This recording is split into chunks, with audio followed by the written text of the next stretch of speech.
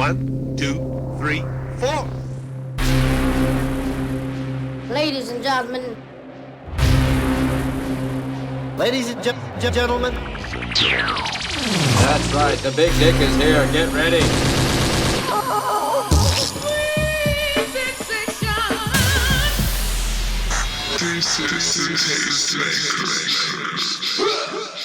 May we start? What up, Tastemaker fam? Welcome back to another Tasty Tuesdays talk with Zbrah and Geebs. I'm one of your hosts, Zbrah, and I have my lovely and beautiful co-host with me once again, Miss Geebs. What is going on, guys? It's a beautiful day in LA, and I'm good. I'm so happy to be here. You're happy to be back on the boulevard. Always. Awesome, Geebs. So how you been?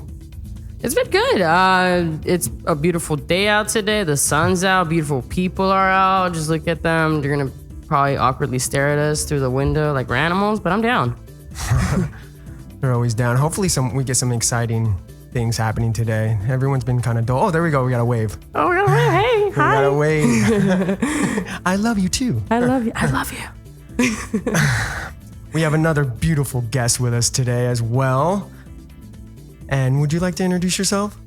Hi, everybody. My name is Salina Estitties. I'm a beautiful, fabulous, professional-ass drag queen here in Los Angeles. That's right. Well, welcome, Estitties. Hello. Thank you so much for having me. Oh, you're welcome. Thank you for joining us. How's your day going? So good. Okay, so just a little disclaimer for everyone listening. If you're listening to this, I'm in full geesh. I have giant hair. My titties are out. I got big ass hips because, you know, I'm a big, thick Latinx girl. But everyone who's seeing this, I look like a man right now. Don't be too scared. Don't be too scared. Such a beautiful soul, inside and out. Oh, thank you. Do people usually get scared? What's that? Does anyone get scared? Of me in drag? Yeah, or in general? We're shocked. Like, Not in drag. No. Well, not in drag. People don't know that I'm a drag queen because I don't really present as like super, like I'm feminine, but I'm not like, you know, I look like a man. So I think I look like a man. But A I beautiful think man. that's my favorite part about my art and my drag is that like that transformation from woman to man and like vice versa, you know? So I do scare people. You know who I really scare are Uber drivers and Lyft drivers when I'm in drag. They be like all up on me and like, What do you interest. mean? They're interested. They're curious, girl. Yeah, they're curious. Like, I get free rides sometimes. It's really nice. That's right. Get the bag. Do you have any interesting conversations you want to tell us? Oh my God, no, one time so for y'all who don't know, I'm a drag artist, so I transform into a beautiful, fabulous fantasy of a woman. And, you know, I'll be wearing my sequin gowns and all my costumes and everything. And I'll be standing on the boulevard after my gigs. And like a Uber driver will drive up all slow next to me and be like, hey, come in. You want to ride? And I'm like, is it for free? Can I bring my friend? We got all my bags. He's like, sure. One time, this guy dropped me and my friend off because, you know, also a drag queen, I'm broke. So, and me and my best friend, we ain't got no money. So we're like, we'll get a free ride. Yeah. So he took us home. And then I had to tell my friend, go, I'll be right back. I'm gonna pay for this ride.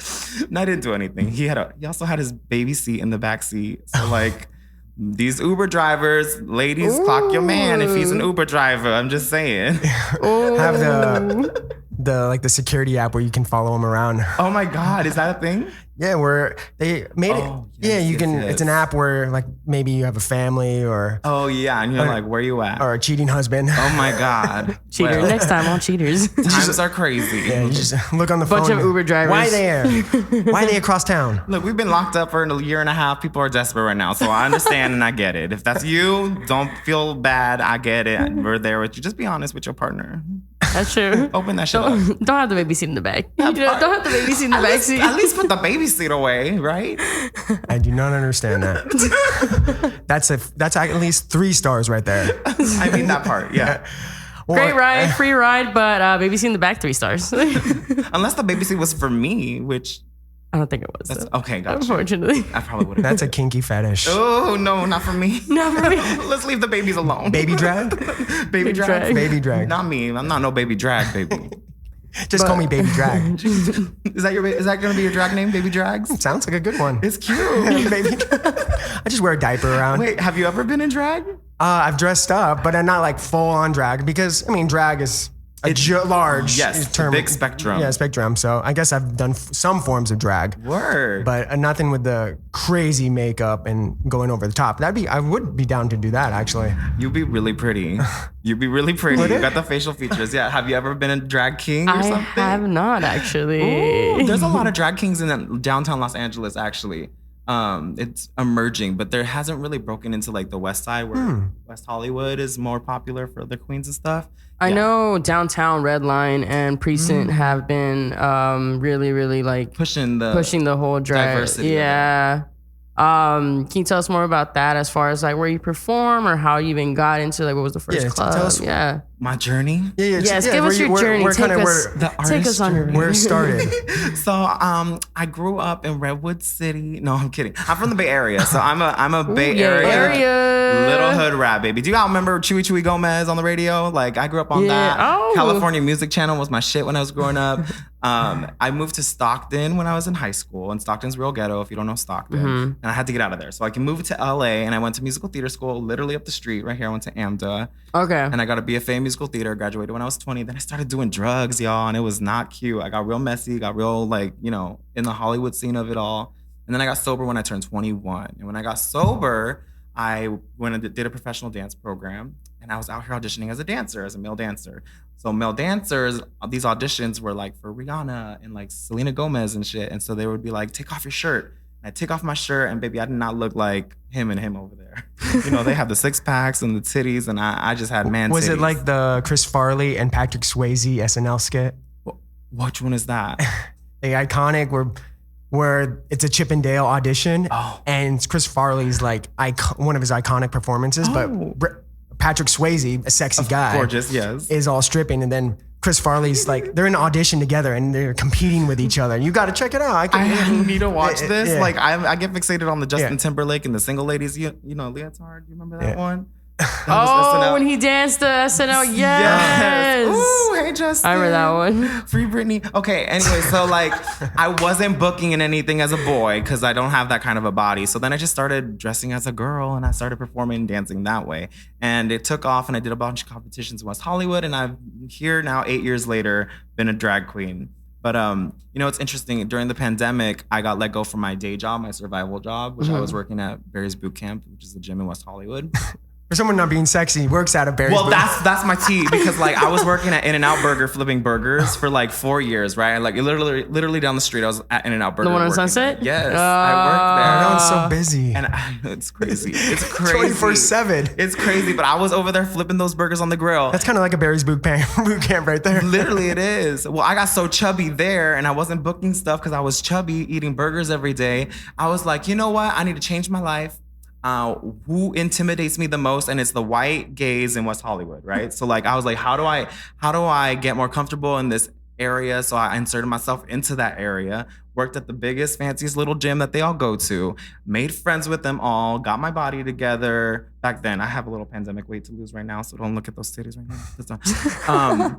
They're nice titties though. They are nice titties. Oh my God, you guys better stop it. S titties only make sense. You gotta have some titties. Well, that's part of my name is like, what am I most insecure about myself? My man boobs. Let me make it a part of my brand and own it. You know what I mean?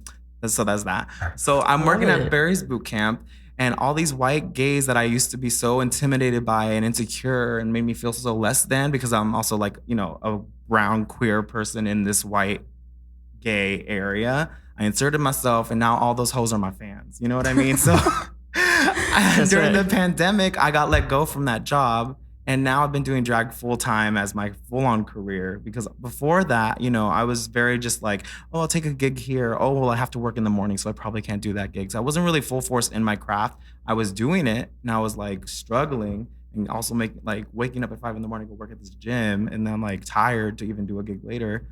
Now I'm like full force in my craft, and it's paying the bills. It's taking care of me, and I'm the happiest I've ever been. It's been so crazy how quickly that switched for me. That's a positive from the pandemic then, because it forced you to actually do what you love. Yeah. In a way, you got let go and 1000%. And like the hustle that comes from out of me now, that I don't have to worry about this day job, and the hustle of the fact that like, oh, I don't have a day job anymore, so I got to make sure I get my coin. Like, it's real, and it's been super bomb to like be in this hustle. And I feel like I feel Yeah, you, you know, it's so you cool. radiate. I love it. It's really cool.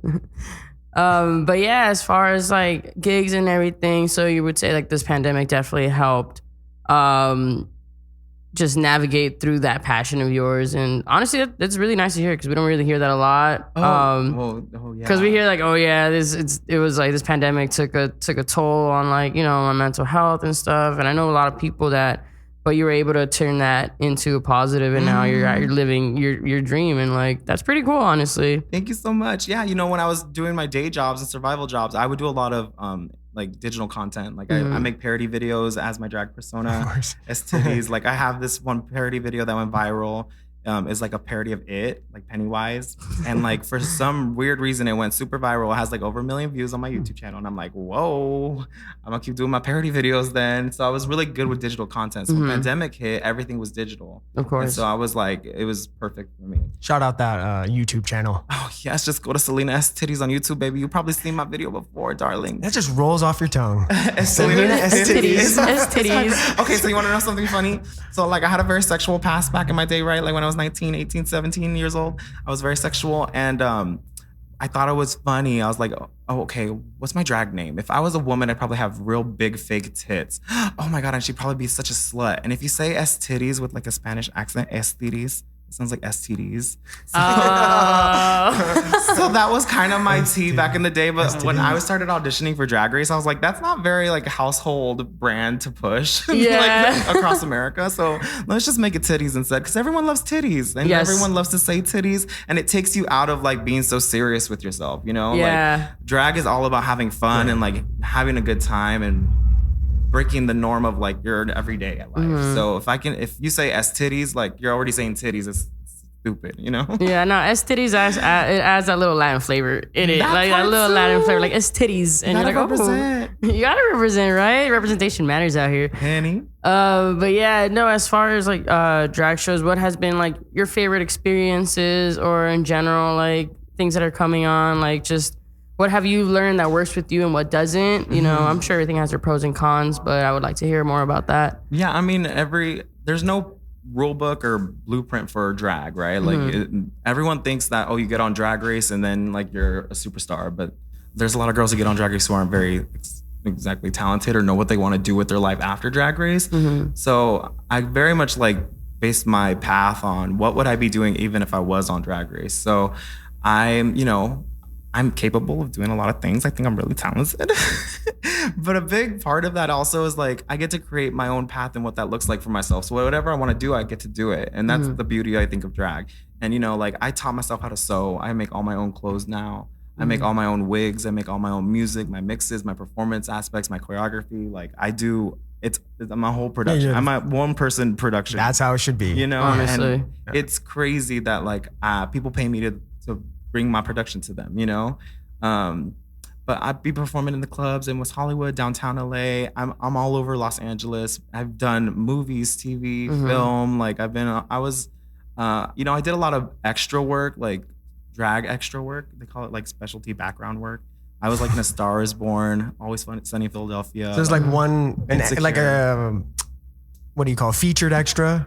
Featured extras, what they call it. Because I can't imagine 100 drag queens as extras. Yeah, exactly. But it's like, it's called the featured extra, but I'm literally just in the background in drag. Still, but I got an agent during the pandemic too. So like, pandemic was really good to me, to be honest. Like, I don't know about y'all, but I was thriving in this bitch.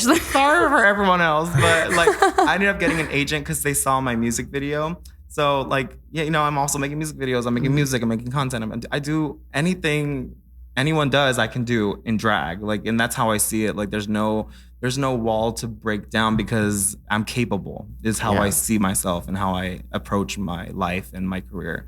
But basically what happened was during the BLM movement and during the pandemic, I was going to protest everywhere, and it never failed. Every protest that I went to, there was always this white bitch in a car yelling at us, calling us names, saying the N-word. These Karens emerged out of the sewers to try to come and break us down. And I was like, in the moment, this is when I realized I wasn't on the next season of Drag Race. During last year, I had auditioned again and I didn't get the season because there was rumors of who did and who didn't, and I didn't get the call. So I was like, okay, what would I be doing if I was on Drag Race anyways? I'd be making music videos. I'd be making music. I would be doing this. What's inspiring me right now? These dumbass Karens. I need to like add to the movement and lend my voice where I can to help lift Black voices. And I made this song called Shut the Fuck Up, Karen.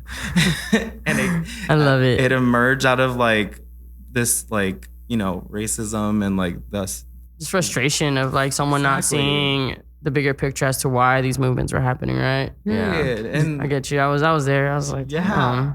So I made this song called Shut the Fuck Up, Karen, and that came out of the pandemic and everything that was going on last year. And I, you know, saved up those stimulus checks and I produced my very own music video with this like big time director who does all these Drag Race girls videos. Mm-hmm. And, you know, I made it happen during the pandemic, and it's another video you can go check out on my YouTube channel. Should we just play? Should we play the Do song? you want to play? Yeah, we can play the song. we can Yeah, play we'll it. play right now. For sure. Ladies and gentlemen, you're listening to the Tastemakers with Zebra and Geebs. I love that. That was so fun. That's the song. Someone needs to make like a compilation of all the Karen videos that came out during the Yes. pandemic and just put this over it. And That literally part. just be like, That just getting all part. these Karens getting shut the fuck down. Oh my God. Look at that. Oh, we got, Well, we got it right here. Oh my we God. got Hi, Dad. Daddy chill. Bye, Daddy.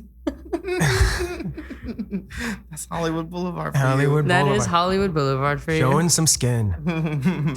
So yeah, that's the song. Oh my God. It's so silly because like, obviously I don't have like the most beautiful, like angelic voice. Like I don't know Ariana Grande, you know what I mean? So I was like, how can I like tell my story through song, but also like make it catchy and, you know, have a like it's very catchy. You know, the I love little all earworm. the little references you did, like of what are the Karen telltale signs? You just threw them all in there, like the gun, the little pixie cut. I was like, oh my God, it's fucking hilarious. It was so funny because I have this writer friend. His name's RJ Ronald Hodge.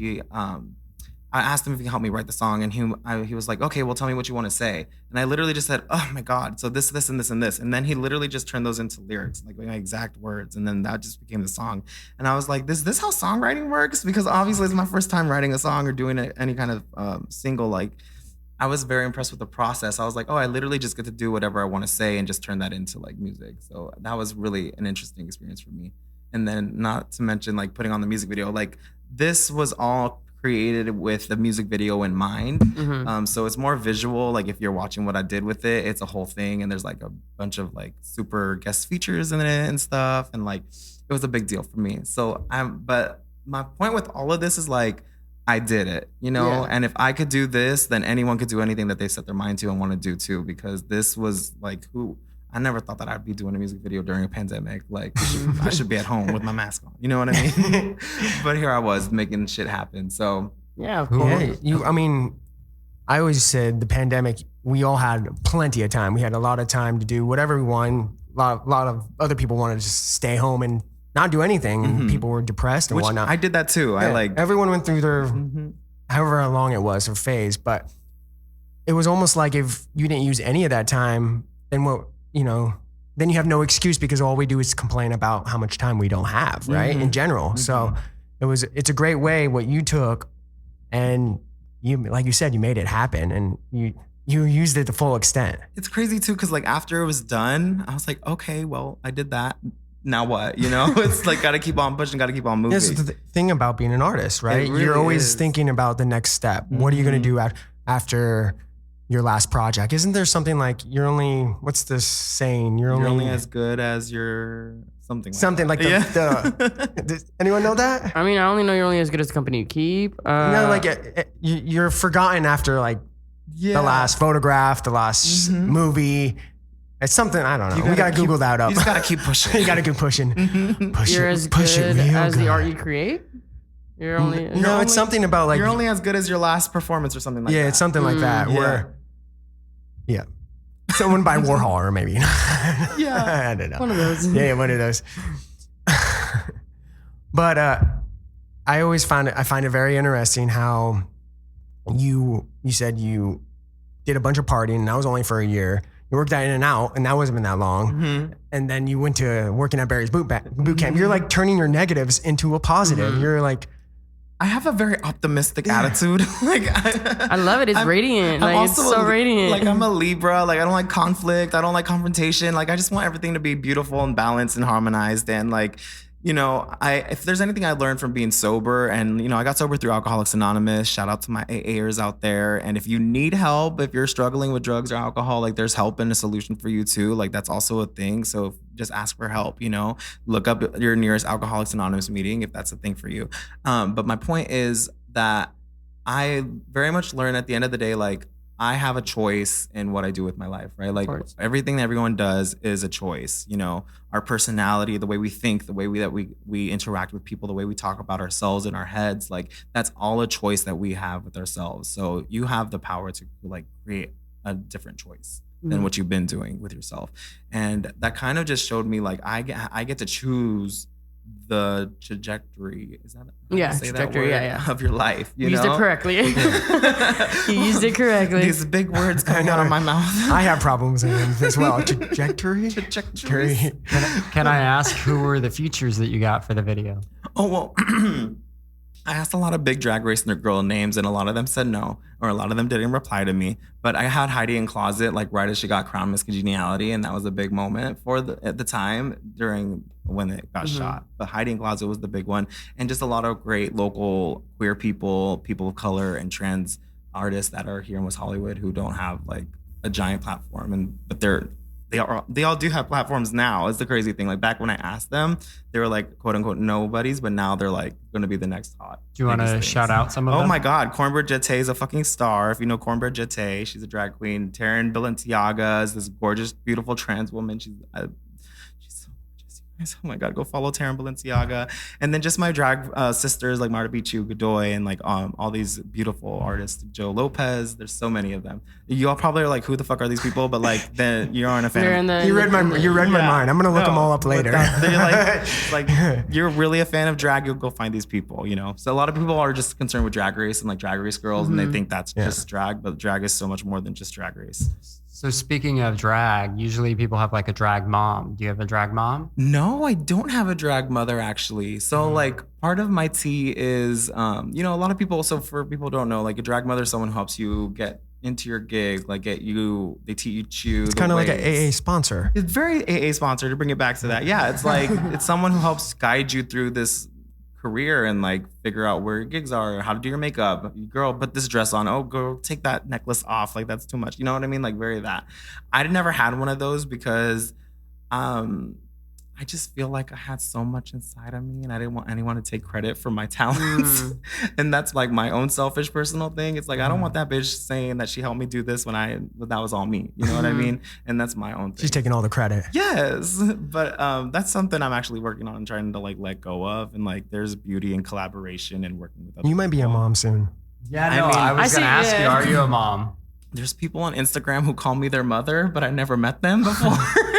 So I have little children on my Instagram. I call them my little nips, you know, Estitties and the nips. I say, hi, my little nips. I love that. So I have little drag children somewhere in the world that I never even met, but they like be messaging me like, oh my God, you're so inspirational. I love you so much. Thank you, thank you, thank you. I feel like I connect a lot with like young Latin, like, girls too. Like, they live for me. Like, thick Latin girls is who I do this for. It's the girls that I grew up with in high school, you know, who had my back when these like assholes were bullying me. Like, those are the girls that I try to represent. And like, the hot Cheeto girls. Very that, period. Hot Cheetos with the nacho cheese. Like, that's who I went to high school with, and that's who Estitties Arizona's is. in the morning. Yes, very that. The Tampico jugs. You remember that? Like, that's my whole brand is very I had a couple homegirls like that. They were down as fuck. And like, they were one of the downest girls ever. And that's who Estitties is. Like, I think part of my charm, I feel, as my drag persona, as I continue to do this, is knowing who she is. And like, any advice to anyone for whatever your craft is like knowing exactly who you are and what that character is will guide every other aspect of your life, you know? Like Estitties, I know who she is. I know what she looks like. I know her favorite ice cream, you know what I mean? And that tells me what she's gonna wear, what she's gonna do for this number, what she's gonna perform at this venue rather than this venue. Like if she's going to DTLA proud, she can be ghetto and Latina and proud. If she's going to white West Hollywood, she knows how to cater to those people. Like she's those people. What I mean? You know what I mean? Because it is different. Different, yeah. Every area is different. Right? Yeah. With that, how was DTLA Proud? DTLA Proud was so cool. It was my first time hosting and like a big main stage. DTLA Proud was like the pride that was created because the pride in West Hollywood got too commercial. You know, it's like Target and Bank of America are doing floats, and it's like y'all never did anything for the gay community. So I think DTLA Proud was kind of made and created out of that and like being less commercial and more about community. And I was involved in it this year, getting to host, and it felt so amazing because like you look out into the crowd and it's like family, you know? Yeah, of course. But also I have so one of my goals this year as I started to do drag full time is to have my own show. I'm very inspired by New York City drag. And like in Drag Race, there's a lot of New York queens and it's very known for like the New York girls, the New York girls, the New York girls. Well, it's for a reason because the New York girls are crazy talented. Their shows, like one girl can have her own show and it's like your breath is taken away for 2 hours. You're like, how has it been 2 hours? Like, this is amazing. In LA, a lot of drag shows here are very much like 18 girls are all performing 2 numbers and that's the show. In New York, it's like one girl has a microphone and a fan and she like gives you an entire show by herself. And like, that's the level of talent over there. Yeah, it seems like you'd have to be very talented to hold the audience for 2 hours. Yes, and like that, I mean, not to say Los Angeles has very talented queens too, but just the shows are different here. Yeah, there's a different vibe, West Coast versus East Coast. 1000%. And it's like very Broadway over there, right? So they're very theater people. And also the audiences there are different. Like the audience in New York is wanting to sit down and see a show. The audience in LA doesn't want to look for parking. You know, so they don't want to come out. They don't want to, it's like too much work to go to a drag show sometimes. So I'm trying to bring that flavor. Girl, you see what I dress like? That part. Okay. I did all this work for what? But I'm trying to bring that style of show here to LA. So I'm going to be having my own show at Redline in downtown LA starting September 17th. And I got to announce that at DTLA Proud this past, however weeks, many weeks ago. 3 weeks ago? It was like 2 weeks ago. I got to make my big announcement. I'm gonna have my very own show. It's gonna be a loteria night. So I also wanted I love it. I wanted to incorporate, Latin culture. And I was like, how can I do this with my show? How do I make it different from any other drag show? We're gonna play loteria. And also, I don't know, do you guys know what elote is? Oh yeah, elote. Right? So no, elote is corn, right? Corn. It's corn on the cob, but it has like all these toppings on it. Oh yeah, like, that's so good. I had it last year for the first time. Yeah, I was like, oh my gosh, you're this like, is so good. How is mayo and corn so delicious? Yeah. But my god, elotes are amazing. I have to stop my car every time I'm driving through the hood. I have to stop my car that's the thing, and pull over and buy one because like I can't. They're so rare now. Like they barely drive around, and so then like when I see an elotero man, I like literally just get off, and I'm like, how much? $2.50. I'm like, take $4. I don't give a fuck. Just give me that. And that's the thing. Like the elote man's so hard to find sometimes. So I was like, let me bring that into my night too. So we're gonna be selling elote and play loteria. It's called Eloteria. Is my new show. I love it. And I'm gonna have like drag shows in between where I do numbers and pop up things and stuff. So that's gonna be my whole night. Listen, we're gonna have vegan elote, hot Cheeto elote, regular elote. The hot Cheeto elote actually slap. I tried that like back a couple years, like 2 years back, and I was like, oh my god, like the freaking Cheeto dust on it. I was like, oh, this is really good. Like I like this. But I was just thinking, how can I bring culture and like community into this queer space? You know. But Redline's always been has always been a very like I wouldn't say mecca. Diverse. But it's always been a diverse crowd. I remember meeting Oliver, the owner. Very handsome man. I'll give him that. Like, he has a twin brother too. Yeah, no, I met both of them. I actually used to hang out at Redline a lot. And it was when they were just starting. So it's crazy to see that in like, I haven't been there in like 4 years. In like those years, to see what it's become, especially in downtown, because back then like Precinct was like really the club, that like was bringing up like this type of crowd, but now Redline is there, and I've been noticing that they host a lot of these events now, and just going back to like if no one knows what loteria is, it's basically like like like Latino bingo. Mhm. You grab like a board. You have like a paper that has different Images. Yeah, images. Like what are some? There's like La Estrella as a star. You guys probably recognize La Sirena as like this mermaid with her titties out.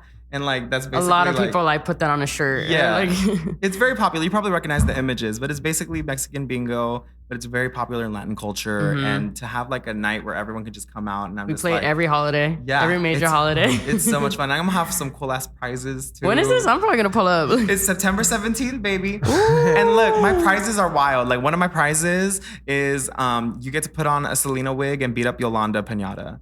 Like that's literally one of the prizes. That's good. That's a good one. But yeah, it's gonna be a good time. I'm very excited. It's my very own show, and it's just like the next step of something that I want to achieve. That's on my bucket list that I want to do as my drag persona. You know, and like the future is limitless. It's unlimited.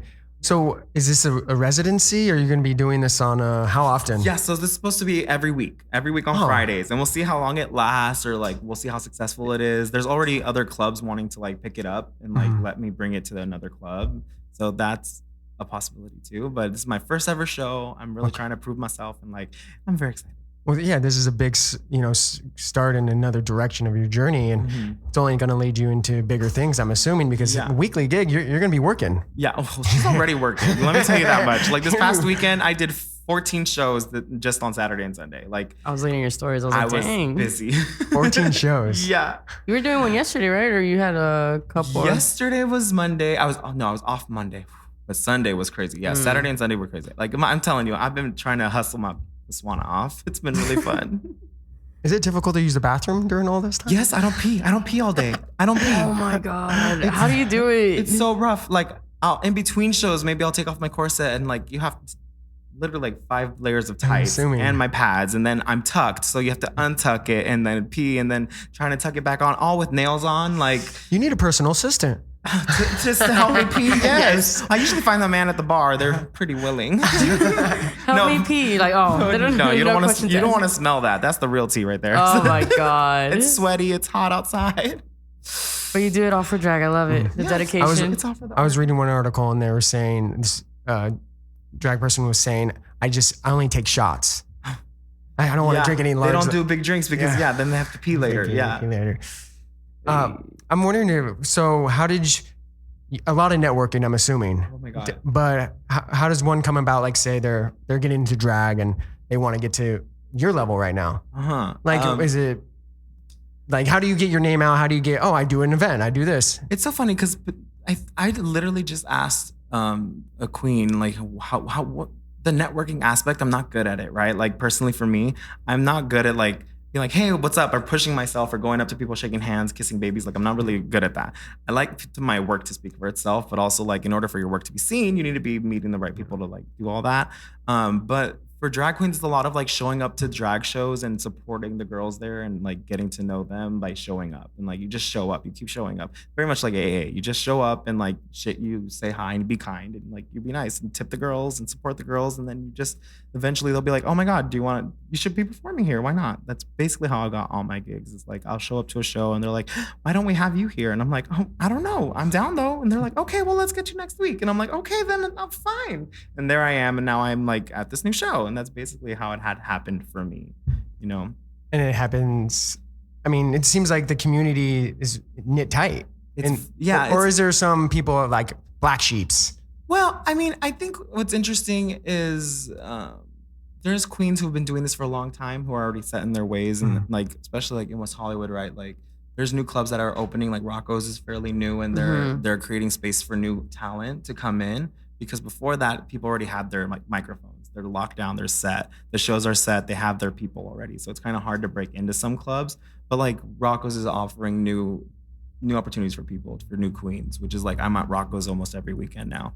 And like downtown, like Redline, like Oliver's giving me a show. Like he's opening it up to me. It's like it's not as locked down and political as some other places. And I know like in other cities, like in the country, it's very political and like set, but you know, I don't know. It's a sonority thing, basically. It's very that. Yeah, it's very that. But also, like, drag doesn't just have to live in the bars. And I've always seen it that way. So in that sense, I never felt too like oh, I'm not at this show. Cause it's like, no, I can just create my own show. You know, I've done like one woman shows before, like theater productions. I've done, you know, it's literally limitless. You can do whatever you want. Hi, everybody. Hi, little girls. They're all just saying hi. But yeah, I mean, don't let anything like stop you from doing what you want to do. Just make it happen in a different way. That's how I always see it. Can I ask you a controversial question? Oh yeah, of course. How do you feel about kids doing drag? I mean, personally, for me, I don't really have an opinion on it. Like, I don't have kids, so I don't give a fuck. But I know a lot of parents, and like, you know, it's a whole thing. But I don't know. Well, it's no different than beauty pageants. You see young girls, they dress up like even these dance young girls as competitions. Barbies. Yeah, like even dance competitions. There's little like 6-year-olds with blush and lipstick and like hoochie cutters. I'm like, you're 6 years old, but like, do you think it's the same appropriate thing. for kids to be at drag shows? I think so. Well, I think it depends on the drag show. Like some drag, like in my act, sometimes that's very sexual. But like if I know there's kids in the audience, I won't do that kind of an act for them. But also, that's the culture, right? And it's like people bring their kids to gay pride, and there's people in jock straps there. So it's just like, I don't know. I think it's up to the parents' discretion, but I don't really have an opinion on it. You gotta, when you see a kid, you just gotta have an assistant with a large horn. So every time you say a profanity word, yeah, very that. No, I mean, like I performed this past weekend, and there was like a 15-year-old in the audience, like this teenager, but like I enjoy it because I'm conscious of what's around me and my surroundings and the people that are there. So I try to cater to my audience. There's other drag queens who don't give a fuck. They'll do whatever they want and say whatever they want. But like if there's a kid, I'll try to be inspirational and be like, this is probably their first time seeing a drag queen. This is a big moment for them. How can I like be of service to them as much as possible is how I like approach that situation. Yeah, we only could assume that the parents, you know, explain to them what's going on. Yeah, here, totally. Know? It's not like, I mean, hopefully. Just blindly just bring it like, hey, you're going with me today. And Totally. But I mean, but like even when I'm in drag walking down the street, like if there's a family walking by, it's like I'm also not gonna like shrink myself. It's like, no, this is I think life, kids would love you. Yeah, kids. I mean, I'm like Barney they're to them. kids, yeah. I'm like a Disneyland character. They're like, what is this large creature? You know? He's so pretty, but what's going on? Yeah, very that. But going back, children in general, like just the leeway to this conversation. You brought it up a lot. You tend to integrate, and I love that Latin culture. And again, coming from that culture, this is even from personal experience, the closest that I remember having as a kid seeing drag was like the San Pedro shows that they would have in San Pedro. I don't know if you're familiar with. San Pedro is just south from here, just south to 110 all the way, kind of gunning like towards Long Beach. They have these docks, and you can buy like a shit ton of shrimp there and everything. And there's a restaurant there that hosts drag shows. But it's like old school, like Latino men, and you know how like you know how that background comes. I want to learn a little bit more about your background of having how to integrate drag culture into a culture that's already doesn't take it as serious or sees it as, you know, sometimes taboo. And, you know, you grew up in that house, you know, so I like if you could just share a little your experience being Latinx, but also having to embrace this culture that isn't all the way accepted in Latino culture. Yeah, 1000%. So it's so interesting in the Bay Area.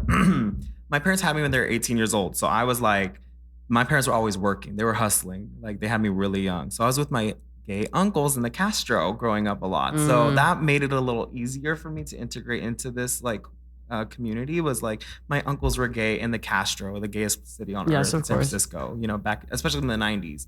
So like my father kind of, you know, he had to interact with my gay uncles. So like gay was already a conversation before I even knew I was gay. And like my brother is also gay. He's a year younger than me, and he came out before me to my parents. And my parents, like, they're 90s, like Latino, like very just like, they're very old school, romantic. Like, you know, like how like your girl sticks next to her vato, like that's my parents. Like they have that like ride or die. Yeah, very ride or die Bay Area love romance. That's very very that. And I mean, that's one of the things that I love about my parents is they're very that.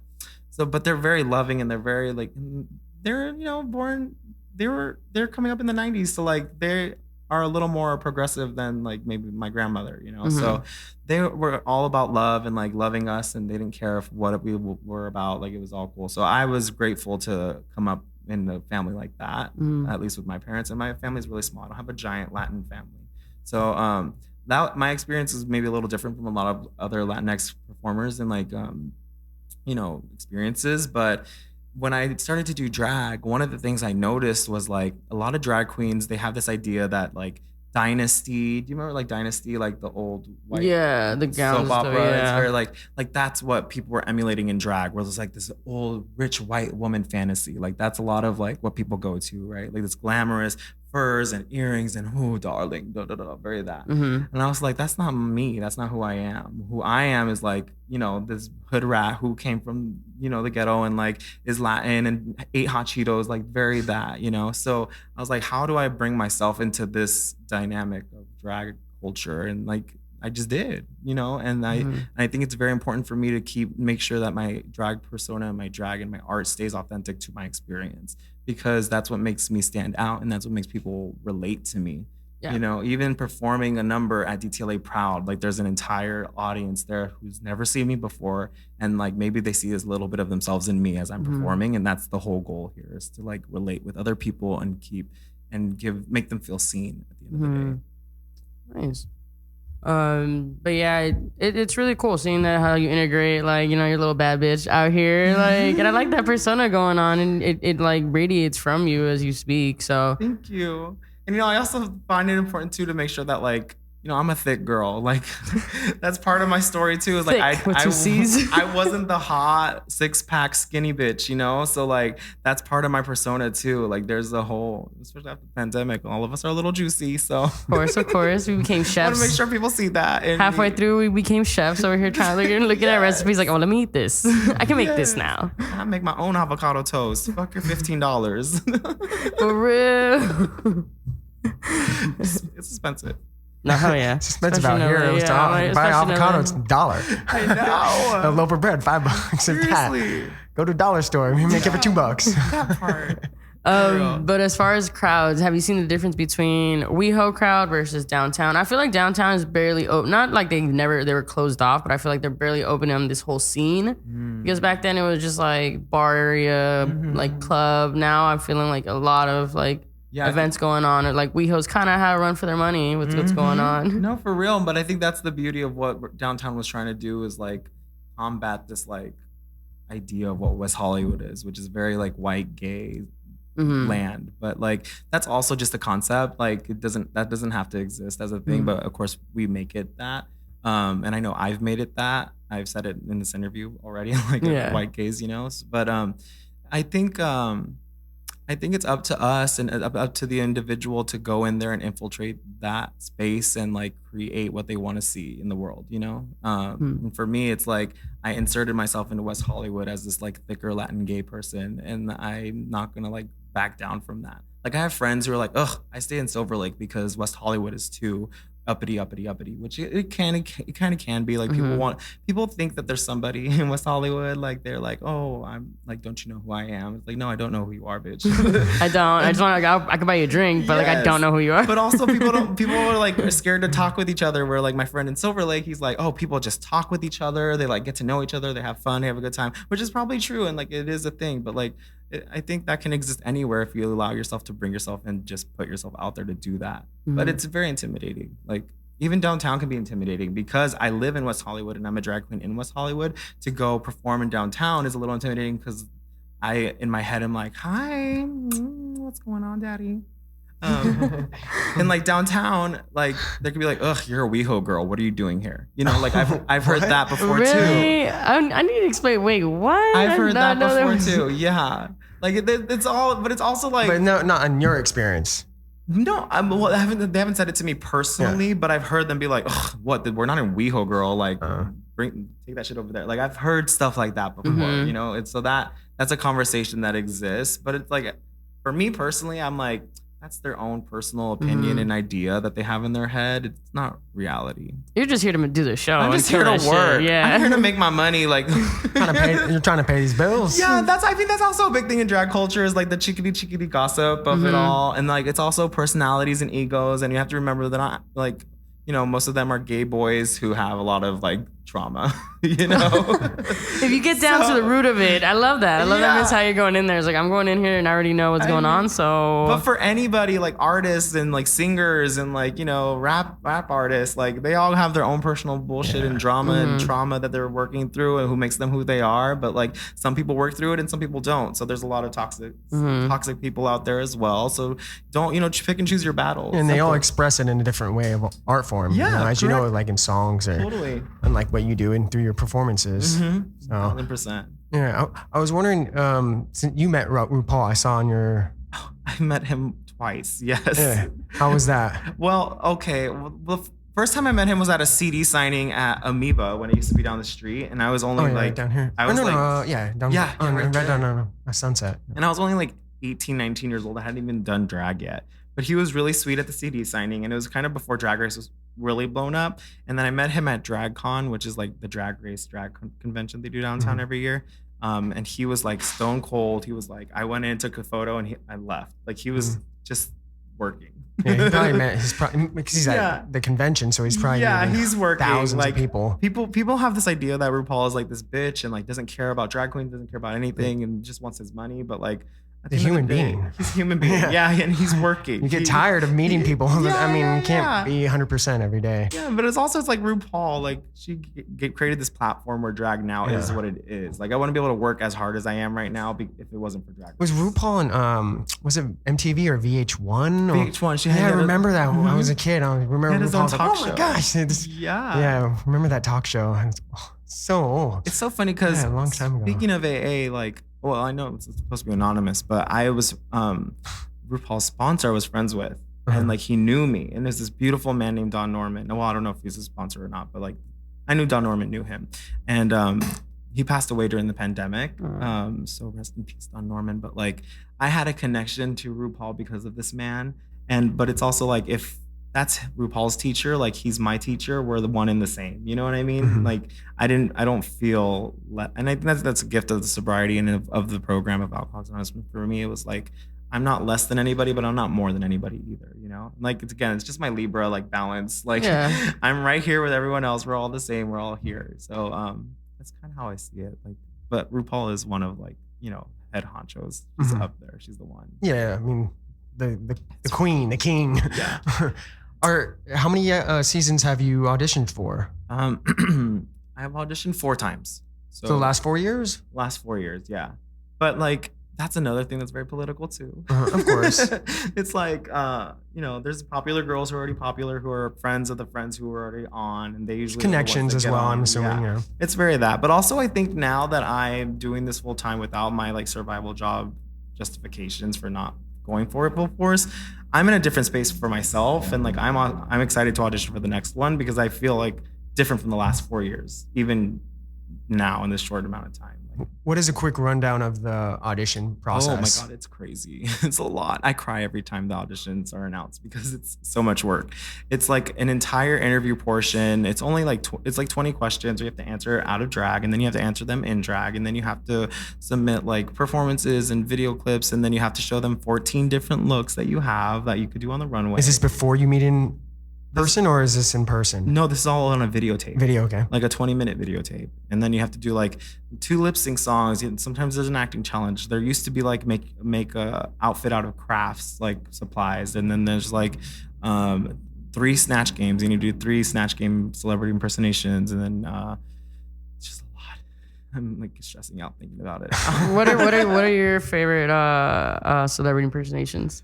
You go over? Well, like, do you guys know what Snatch Game is? No. So Snatch Game is a portion of the Drag Race show where like you are dressed as a celebrity, and it's kind of like the match game, and like you have to act as the celebrity, and it's a big part of the show. It's a big portion of like everyone's excited about, because if you fail at that, you usually don't get far, but if you're really good at it, you're usually one of the tops, and it's a whole thing. But I do roundabout characters that aren't very popular, so I can do whatever I want with them. Like I love to do Mother Teresa because I just make her, I make her hella dirty. She's supposed to be like the saint. I like to do like Mother Mary, like Jesus's mother, and she's like a white trash, like you know what I mean? Like I just play, I take characters. Complete contrast. Yeah, Makes it more funny. Yeah, I Like just it. celebrities that are kind of around about. But like in the past, I've done Ariana Grande, and I've done like who else? Cardi B, like the obvious. I need to choices. see Cardi B. Ow. Any impersonations right now? No, I'm not really amazing at impersonations because my character is so like, you know, specific and I'm so good at her. Your own. Yeah, that They're impersonating you. yeah, exactly. I don't need to do anybody else. I feel You, very that. you don't need to do anybody else? Oh, no, I love to do everybody I else. just want to make that. Just so you know. No, I get it. I would love to do everybody else. I would love to do everybody. Yes.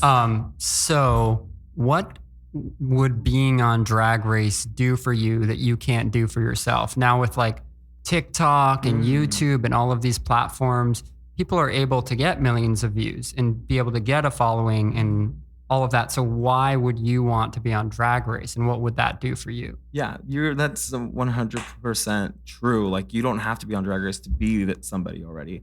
But I think Drag Race is just such a big like rocket launcher. Like it exposes you to an entire new fan base who is going to be buying your merch, who's going to be supporting you, that you probably wouldn't reach just on your own. You know, I've done good for myself so far, but like someone with 600 followers can get on Drag Race and all of a sudden they have like 400,000 followers, like over the span of 2 days. Like that's the reach. It's the reach that you get for being on Drag Race. And then just depending on how you're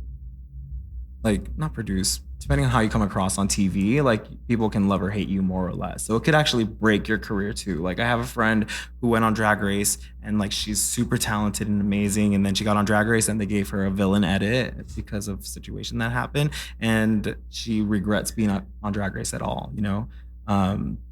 So it can make or break you. But at the end of the day, it's making you because you're getting known, you're getting seen. And then people, you know, you can get brand deals, you can get this or that. Basically, people want to work with you because you're a Drag Race girl. It's very just like exclusive. And I'm sure you get prize money too, right? There's prize money, but you pay taxes, and it's like really not that much. Like girls spend up to like $25,000 just to prepare for the show. Oh my goodness. Yeah, so you're barely making your money back at the end of the day because they want these amazing costumes on the runway, and you have to pay for them. Like people put out loans, they like. You know, just to be on the show. Just to be on the show, yeah. And like for me, they don't give you any budget or anything. They don't give you nothing. No, you just come with what you have. But like because of Drag Race, people will spend What they need to, yeah. Just that legacy that comes with it. Well, just being on the show, that you get a huge fan base maybe as well. Yeah. I'd assume, just being on the show, right? 1000%. And that can make your entire career. Yeah. Like there's really popular queens who can just like walk into a bar and like people go crazy or throwing money at them, or bars will pay really crazy amounts of money. Like depending, if you're a really popular queen too, your booking fee is like crazy expensive, you know? Like on average, a girl will get paid $50 for 2 numbers at a bar. If you're a Drag Race girl, you can get paid up to like $12,000 just to show up, not even perform. You know what I mean? More than that sometimes. And you'll get your New York show. Very that. So yeah, it's the cloud and the like, you know, exclusivity of being a Drag Race girl that you get from that. But like I said, even after there's a lot of girls who get on Drag Race and don't do anything with their platform, you know. And you were saying that earlier. Yeah, and there's girls who get on and like now they have makeup lines, they have an entire path paved out for them ready to go, whereas a lot of girls don't. They're like, I got on Drag Race, see, I did it, and then they're back at their bars performing like nothing ever happened. So that's why I told myself, like, what would I be doing if I was on Drag Race? What would I be doing? And keep that going. Yeah, I just feel with like TikTok and YouTube and all these platforms, there's so much potential for, you know, going viral and getting fans on your own. Like these shows, reality shows, whether it's American Idol or if it's RuPaul or whatever the show is, they're looking for these people online that are already popping off because these people online that are on TikTok or on YouTube or whatever are getting more viewers than their shows are. So yeah, it's true. It's very true. Yeah. But I think because Drag Race is so big and like for a lot of people, it's their only window into drag. They think that's the only thing that's possible. So when there is a viral person on TikTok who hasn't been on Drag Race yet, the first thing they say is like, oh, when are they gonna get on Drag Race? But it's like that's not the end all be all. But that's always the go-to. Yeah. But it's true. You don't have to be on Drag Race. Yeah. But as you know, with social media, it's become more saturated. So it's just as competitive as trying to be on Drag Race in a way because it's everybody's on it. And you're only as good as your last video at the end of the day. We're still trying to find that quote. What is that We're damn going quote? to get it. It's very that. And like even for me, like I got burnt out making parody videos because it's like now they're like I was making parody videos with like cool editing and all this stuff, and I was working really hard, and then all of a sudden TikTok became a thing, and now there's like 12-year-olds who can edit a video in like 2 seconds, and I'm like, are you kidding me? Spending all day. Yeah. So I was like, I'm over this. Have you gotten on TikTok yet or no? No, I've been on TikTok. I was actually working with TikTok when they first launched, and like I was a partner with them, but it was before they knew what it was and what the vibes were stuff. And then I saw it started getting popular, and then TikTok started taking off, and I was like, ugh, this is not for me. This is a young person's game. Like, I don't have time for this. You reach that age, you're like, yeah, this ain't for me, chief. I mean, I turned 30 last year, so I was like, I'm a little too old for this. Oh my God. But there's also people who are like 80 who are viral TikTokers, you know? So like, whatever. Besides RuPaul, is there like a queen that really inspired you or that you felt represented it as a Latinx, person? Mm-hmm. I think the first drag queen I ever saw was Willem. I saw a music video that she did. It was a parody of "I Wanna Be a Billionaire So Freaking Bad," and her thing was "I want a real vagina there, so freaking bad." I mean, it's maybe a little problematic today, but like back in the day when I first saw it, I was like, this is hilarious because I'm really attracted to the comedy aspect of drag and like being stupid and also commenting on life. Bianca Del Rio does that. Bob the Drag Queen is one of my favorite drag queens. Monet Exchange, I love Monet Exchange, but I never had like initial like inspiration. Drag is just something that I just started doing because I had access to it and I was in the right place at the right time.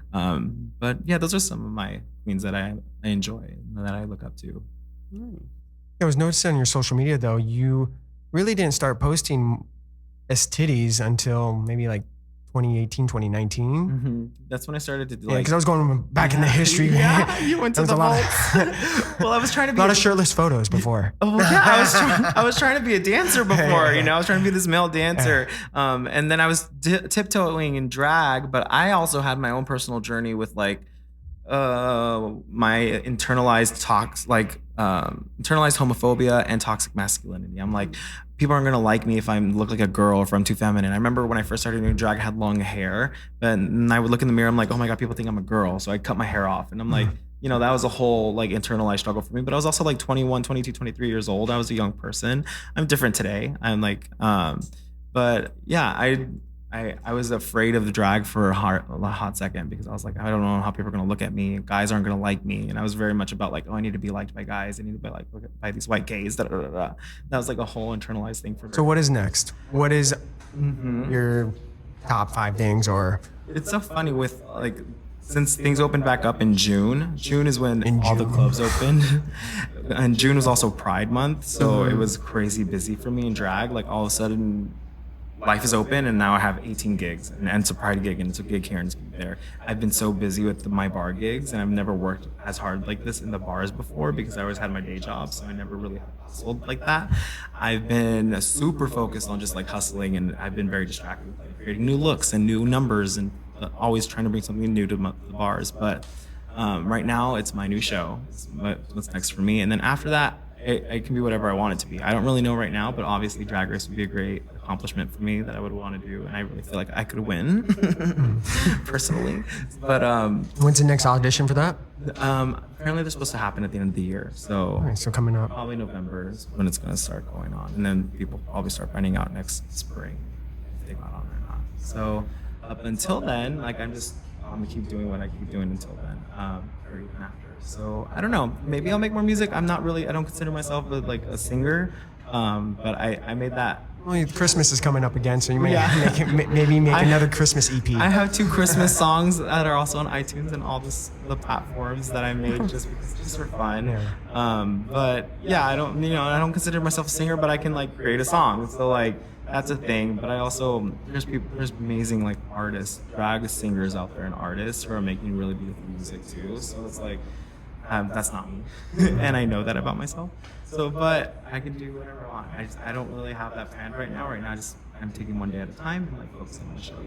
Awesome. I feel like you should do a reggaeton song. I want to so bad. I know. Like, why haven't you done like some Bad Bunny type beat? I want to. Like your J Balvin type beat going on. It would be so hot, and I really want to, but I don't know who those people are to like produce that kind of music. You know? You could have it as your theme as what's the corn? Oh, my elote night. Yeah, you could make an elote 1000%. song. 1000%. That was actually a conversation I had with one friend once. But yeah, I don't really know a lot of industry music people who like they're engineers or like, you know, people who are making beats that specialize in like Spanish, like reggaeton beats and stuff. So that would be sick. Like I've definitely had that idea. I know Pablo Bitar is like one of the she's a drag queen from I don't know where it's from. You guys heard of him? Oh, I thought she was trans. Oh, is she trans now? I knew that they are identified as a drag queen. Oh, I'm not sure. I just saw that they did the song with Gaga recently. Yeah. He's on the new Gaga remix album. But yeah, they're big. They're huge. And like wherever he's from,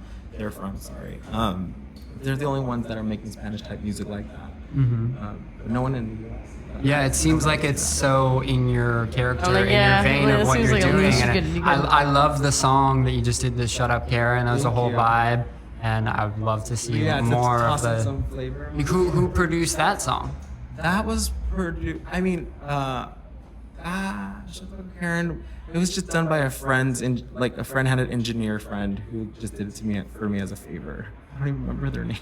Yeah, so generally, if you know anyone that does music or is a producer, producers tend to do all kinds of genres. Well, Maybe they have a specialized thing that they're into, but the producers that I at least work with, they can do whatever as long as you say what you want. So Gotcha. Yeah, I could find some names for you, and I'll shoot them your way. I would love that. Yeah, like so- I have a couple friends, especially. Yeah, if anyone wants to make some queer drag music, like Latino reggaeton moments, like some little sazon in there. very Yes. Becky G, like Carol G, like all that, like Yes. R&B, very that. That would be bomb.com. But yeah, I feel like that's like something Maybe that. that's my next thing that I'm doing. There you go. Like There you we say, go. put it to your loteria nights. Yeah. So yeah, if you're listening to this, make sure you come to Redline on Friday, 7:30 p.m. Come play games with me, touch my titties and tip these titties. I love it. Have you ever performed at Precinct, or mostly just been Redline? No, I've been at Precinct before on their Latin nights. Like, Okay, yeah. Ruthless Envy's a drag queen who has these Latin nights there. She always books me to do those. That's the only time I've ever really been at Precinct.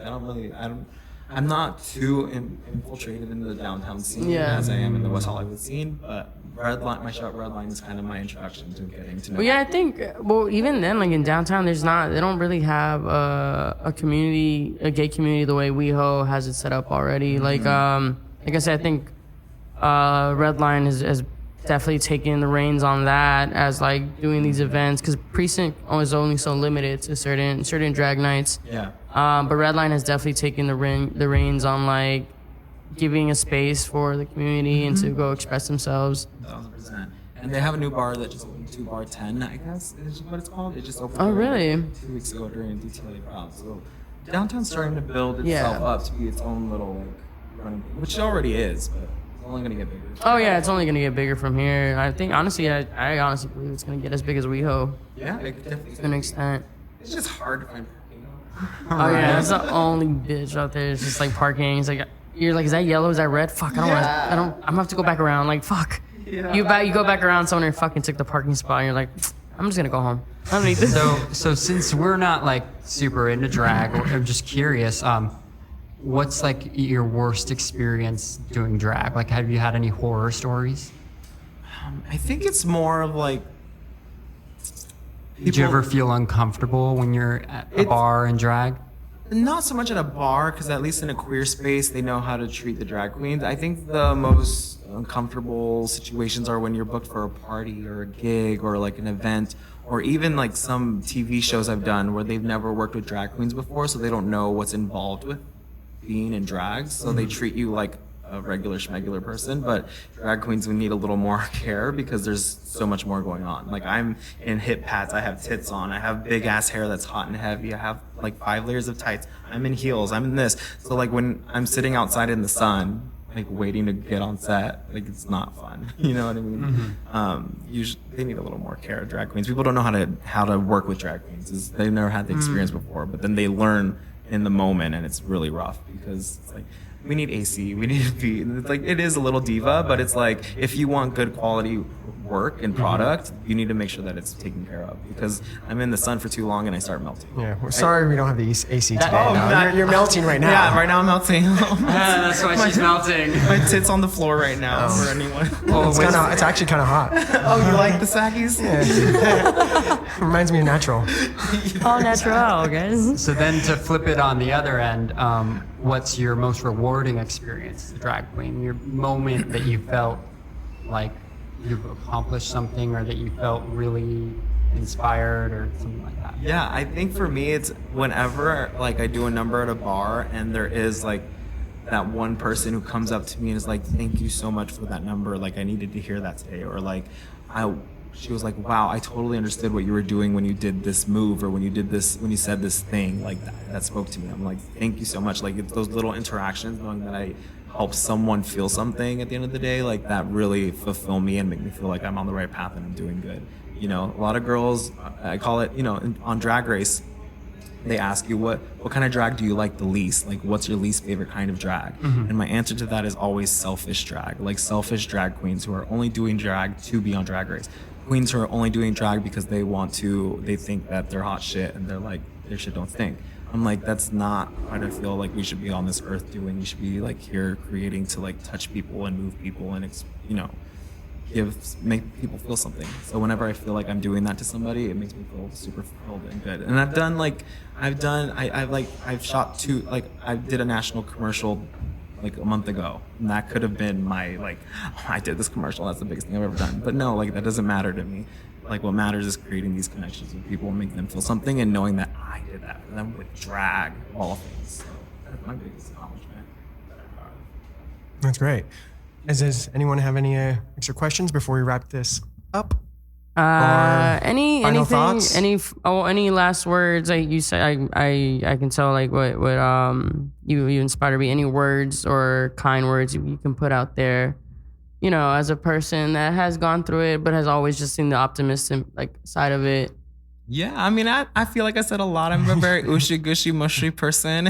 And that's good. That's what's the word? Yeah, like, we need more of that in the world. We need a lot more of that going on right now. Everyone's trying to be so hard and so bad, but it's just like we just got to be nice to each other. You know what I mean? It's so simple. Yeah, it's really so easy. simple. I don't understand. It's just like this pandemic. Like all we had to do was wash our hands and like, you know, stay away from germs and be hygienic. But it's the hardest thing for people to do. It's just like be kind. It's everything you learn in kindergarten. You know what I mean? Seriously.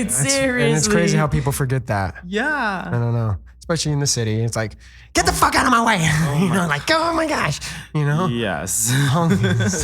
Don't let it bring you down. No. But yeah, that's all right. Awesome. Thank you guys so much for having me. Thank you. And you want to do some shout outs or your socials and everything? Oh my God. Yeah. Please go to Instagram and follow me at Estitties. That's ES Titties on Instagram. ES Titties. Send me a DM, send me a dick pic. I don't care, you know, I'll take it. But yeah, just follow me on Instagram if you want to go see my YouTube channel, see my work there. Everything's on my Instagram though, so that's basically my business card, my Instagram. All right. And Spotify. Oh yeah, go stream my music on Spotify and iTunes. It's so funny, like I don't consider myself a music artist, but I've done music, so that exists. And TikTok and how many songs do you have? Just three little songs. Shut up, Four Karen. more. Shut up. And the Christmas album. And I have 2 Christmas songs that I released like the last minute last year in December. Cancel Christmas and Christmas on. Yeah. Get your Christmas song. Christmas on, but cancel Christmas. I love it. Yeah. All right. Yeah. Start listening now. Get you in the season. Yes. All right. Thank you so much, Salina Estitties. Thank you so much for not having STDs. Me. Not STDs. Estitties. And go follow me to become a little nip. Definitely check her out. September 17th. She's going to be at Red Line with the Loteria. So you guys want some good corn and some fun ass games? Head down to downtown on 6th and Los Angeles, right? Yes. Red Line. Thank you so much. Awesome. Thank you. Thanks so much.